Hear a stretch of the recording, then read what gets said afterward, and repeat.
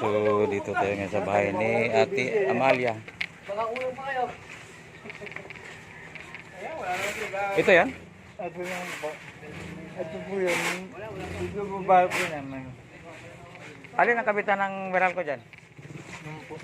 Yung, Pwede po po doon. yung yellow? Opo. Ito yung bahay ni Amalia? Ito po. Ito po ang bahay po ni Amelia? Lola. Ay, ito. Opo. Pwede makita ang loob. So, ito na yung bahay ni Amelia. Dulo na po ito sa labak. Ito? Opo. Wala pang instalasyon sa wire? Meron po mga wire. Ito, iba to, iba. Iba to.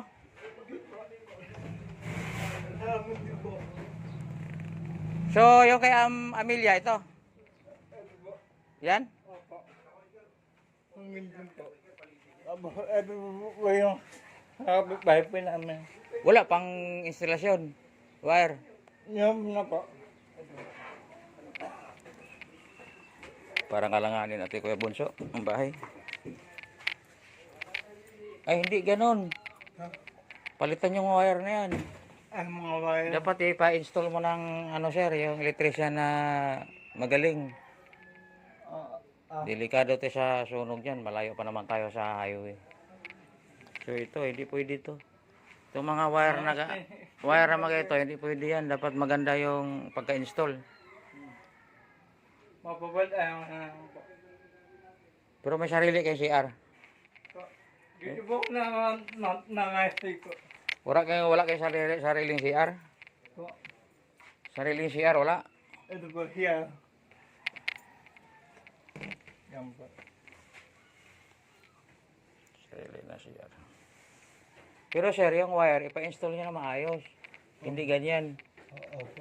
I-revalidate natin yan. Huh? I-revalidate natin pag na-install na. Balik mo ba? Sino bang electrician nyo?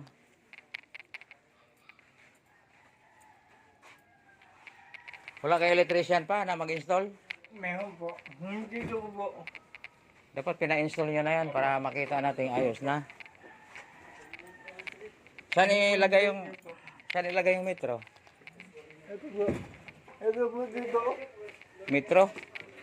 Metro po. O, sa Meralco, saan ba ilagay? Ang metro sa Meralco. Pwede kaya dito, ano ito sa kaya ito, Hindi pwede yan, dapat poste na maayos. Pero Meralco na po magsabi niyan. yung dati na doon eh. Ha? Yung dati eh, yung poster na yun. Tawag na yun. Sir, pag na-install na yung wire dyan, picturean nyo, bigay nyo sa akin para ma-revalidate natin. Kasi wala pa namang instalasyon, yung mga wire gamit, mga manipis eh. Hindi dito po yan. Dito po yung lagi, dito yan yan. Kabila. Oo. Dito kaliling niya. Dito kasi, mga ang... Alam po ng electrician dyan, basta mga licensed electrician, alam po nila kung anong number yung wire.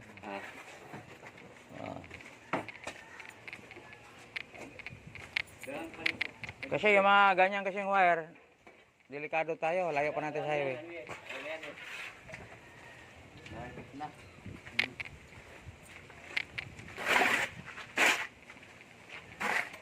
Wala pa ba kayong yellow card sa Meralco?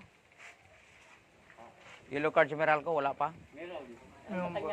Ano sabi sa Meralco? Saan ibilagay yung meter? Hindi po pinabunda. Eh, Nung po. yung dati poste, yung kahoy eh. Daling beto po.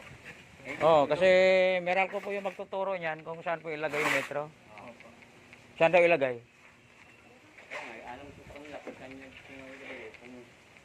Sir, pa-install mo muna yung wire ha, tapos i-revalidate natin ulit.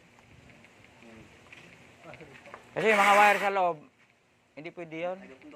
Oo, ditundugtong, mahirap yan.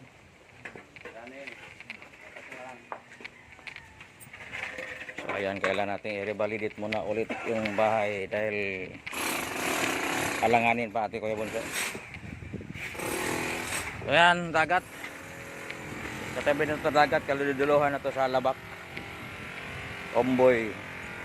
Kaya napakahirap pag mga informal settler families dito na kaduluduluhan, mahirap ang daan. Pero okay lang, at least makatulong tayo na magkaroon sila ng kuryente. Pero kailangan sumunod sila sa memorandum ng DILG. Alright. Yan, Ate Kuya Bunso, galing tayo sa Umboy, Labak. Nandito naman tayo ngayon sa Bliss, Labak, para i-validate yung bahay ni Jen Fuentes. So kinausap natin si Jen Fuentes sa phone. Sabi niya nasa Rosario raw siya, at maghintay lang daw ako dito sa basketball court para sunduin ang kanyang kapatid para mag-guide sa atin papunta dun sa bahay nila ni Jen Fuentes. So yan, Ate Kuya Bunso, hintayin lang muna natin yung kapatid ni Jen. So ito yung nagsundo sa atin para mag-guide sa atin sa bahay ni Jen Fuentes. Tabi pala ng dagat, sir.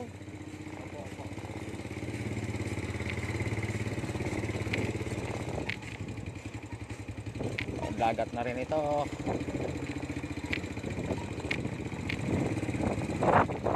Ate Kuya Bunso, malapit na rin sa dagat yung bahay ni Jen Fuentes.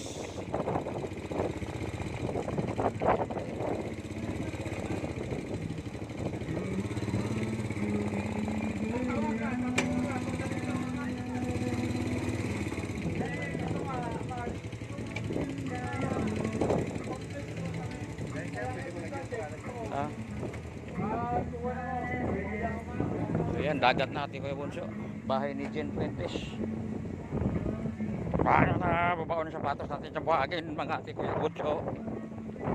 Ito ang pinakamahirap na parte ng ating trabaho.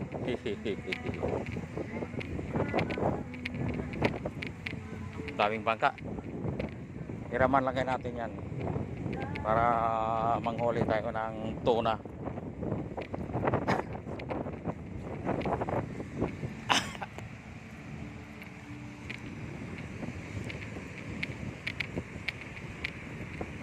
Malayo pa yata.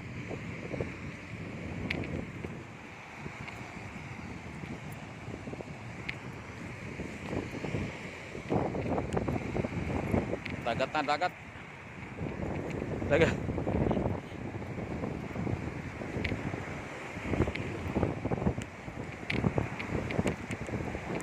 So yan, Ate Kuya Bunso, bangka na itong dinadaanan natin. Kailangan nating yumuko para hindi mauntog yung ulo natin.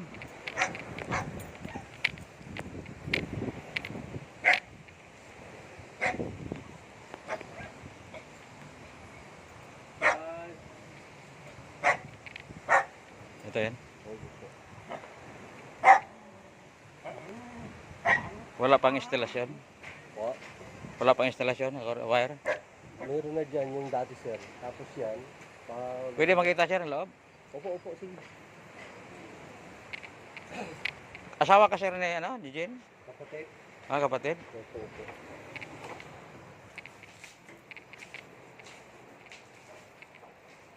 Ano ito, nakikabit na siya ng ano? Opo, pagkagabi, nakikabit kami dito sa, kay ate. Ito yung bahay ni Jen Fuentes. So may maayos na CR naman sila. Sir, yung wire, pakipaayos na lang sa electrician. Opo. Kasi ano na, yung wire nila medyo ano, kailangan paayusin. Dapat ma-install ng maayos. Saan nilagay yung metro, sir? Yung metro, Nakapunta na ba ito, Meralco? hindi ko lang alam, sir, kasi si Jim, ano nito. Ah. Bago lang kasi kami dito, sir, mga, ano ba yun? Dito tumira si Jen. Dito. So yung metro kaya, saan kaya lagay? Hindi ko lang alam.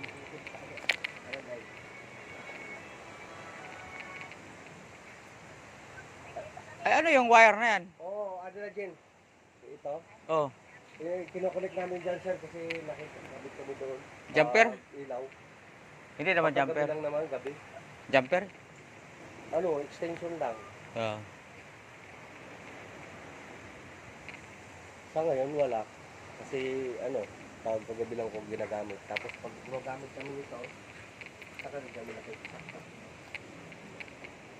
Sige po, yung wire lang sa loob, dapat ayusin. Sino ba electrician? Oh, maayos na pagka-install. Opo. Sige pati kabutso. Validate na po natin yung bahay ni Jen Puentes. Balik na po tayo kahit walang dagat pa rin ang daanan.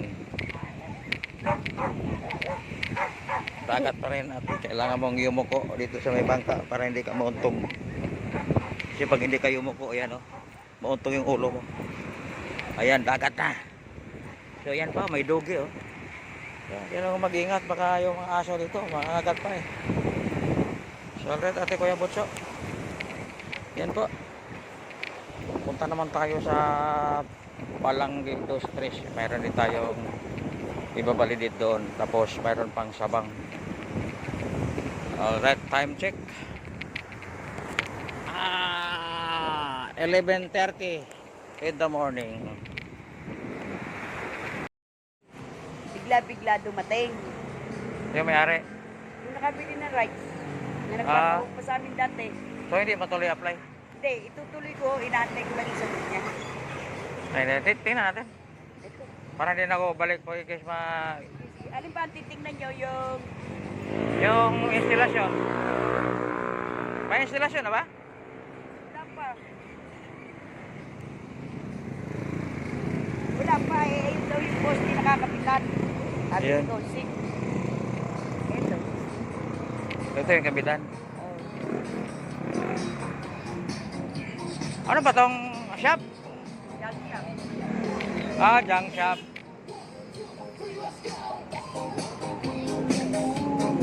Ito yung bahay ni Ate Maricel Badlang Bayan. Yes!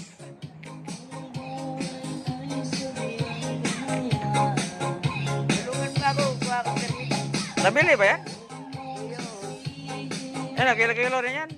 Kilo. Ano ba yan? Wire sa ano yan? Ilaw? Sa cable, ay sa solar. Solar yan?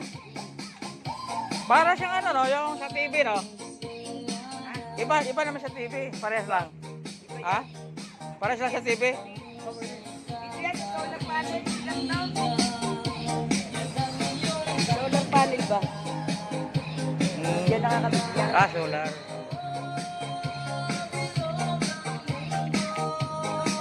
Mayroon na palang kuryente oh.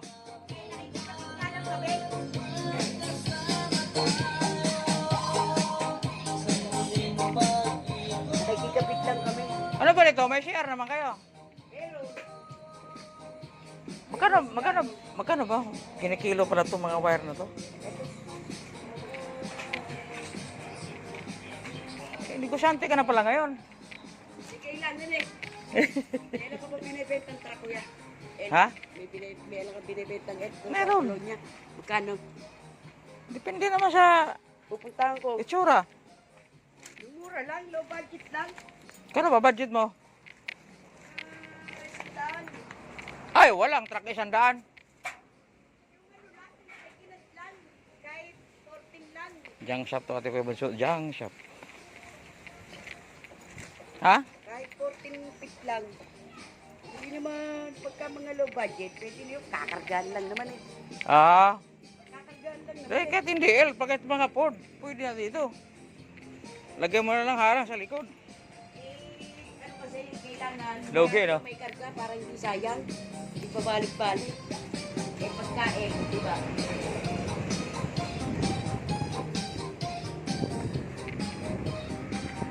Nakilo ba yan? Pati yung mga wire sa TV na antenna, nakilo rin yan? Magkano ba kilo ganyan? Eh, isang daan lang kuha namin kasi pinapatrabaho ko pa yan eh. 100 ang kilo? Oo. Pero kapag tanso na, 400. Basta wala nang wala. So mga ganyan, yung sa cable ka no, pwede yun? Pwede. Basta tanso ah. Di ba sa TV tanso yun? Oh. Yung mga antenna oh. Baka meron pa i-refer sa akin ng mga pakiyawin. Yung mga ganong mga lumang truck no? Oo, kachachap-chapin, pwede. Chapin oh. Sayang eh kay Kerel Salinas doon na multicab. Binili lang 5,000, chap-chap.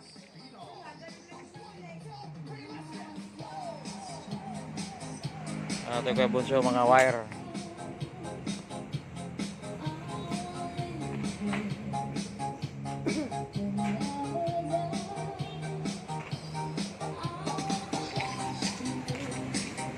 Bukas na alis na.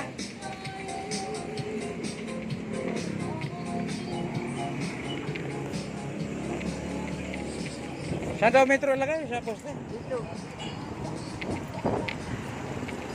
Ayan, okay na. Nakita ko. Dito lang yung ano yung karga namin, kuya. Alright.